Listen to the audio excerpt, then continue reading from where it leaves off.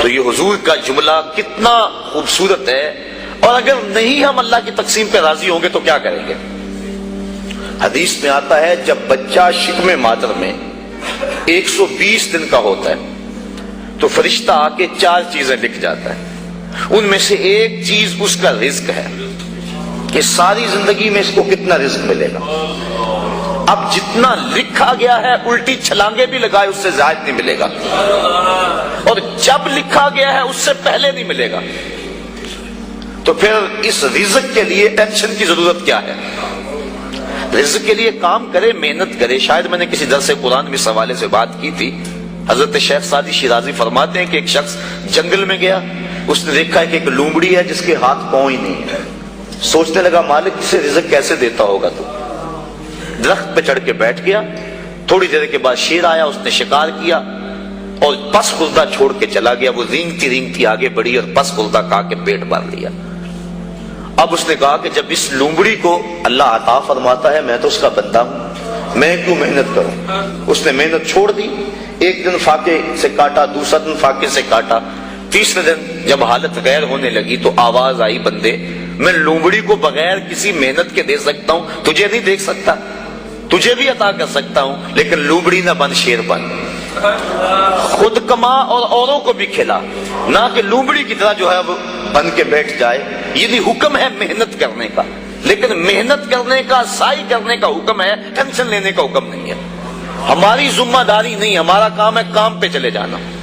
دیکھو نا، آپ کسی فیکٹری میں کام کرتے ہیں، 8 گھنٹے کی ڈیوٹی ہے وہاں کام کی، تو آپ مزدوری کرتے ہیں یا کوئی کام کرتا ہے، مالک بیل دے کے آپ کو بلا لیتا ہے دفتر میں، 2 گھنٹے وہاں بٹھائے رکھتا ہے، آپ کو پریشانی ہونی چاہیے کہ وہاں کام جو ہے وہ نہیں ہو رہا؟ آپ کو کیا غرض؟ جس نے کام پہ لگایا اس نے بلایا، مجھے تو مہینے کے بعد پوری تنخواہ ملے گی چاہے سارا دن بٹھائے رکھے۔ تو ٹینشن نہیں ہوتی کہ 8 گھنٹے میرے پورے ہونے ہیں۔ جس رب نے رزق لکھا ہے وہ کہتا ہے چھوڑ کاروبار، حیا علی الصلاۃ، حیا علی الفلاح، آجا اب میری چوکھٹ پہ آجا، رات پڑ گئی اب سو جا، اب کام نہ کر۔ جس نے لکھا ہے، جس نے کام پہ لگایا ہے، وہ کہتا ہے اب جمعے کی اذان ہو گئی ہے، اب کاروبار بازار البیع، اب چھوڑ دے کاروبار۔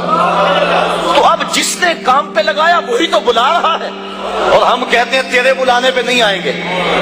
تو مالک بلائے اور بندہ دفتر میں نہ جائے تو وہ فیکٹری سے نکالے گا کہ نہیں؟ یا حالات کشیدہ ہو جائیں گے کہ نہیں؟ ٹینشن بنے گی کہ نہیں؟ تو اگر آسودہ رہنا ہے، فیکٹری میں کام بھی کرنا ہے، تو پھر مالک سے بنا کے رکھنی ہوگی نا۔ اگر رزق اس کا کھانا ہے اور اس کی نہیں ماننی تو پھر اٹینشن تو ہوگی، پھر کہا جائے گا جی رزق بڑا ہے سکون نہیں ہے، پتہ نہیں کسی نے تویز ڈال دی ہوئے ہے، کسی عمل نے جادو کر دیا ہوا ہے، پھر مصیبت بنی ہے۔ لیکن اگر اس کی مان لیں، جب کہتا ہے کام پہ جاؤ کام پہ چلے جاؤ، اور جب کہتا ہے مسجد میں آ جاؤ مسجد پہ آ جاؤ، اور جب کہتا ہے اب سو جاؤ اس وقت سو جاؤ، کہتا ہے اب تہجد ہوگی اٹھ کے مصلی بچھا لو، مصلی بچھا لو، جو کہتا جائے کرتے رہو، تمہیں ٹینشن نہیں ہوگی، زندگی کی بہاریں نصیب ہو جائے۔ حضور نے ارشاد فرمایا اللہ کی تقسیم پہ راضی ہو جاؤ، اللہ کی تقسیم پہ راضی ہو جاؤ، تم غنی بن جاؤ گے، تم گداگر نہیں رہو گے، تم گداگر نہیں رہو گے، غنی بن جاؤ گے، کروڑ پتی ہو کر بھی کمینے نہیں ہوگے، تمہاری جیب میں کچھ بھی نہیں ہوگا لیکن غنا کی سلطنت کے بادشاہ ہوگے۔ اس کی تقسیم پہ راضی ہو جاؤ۔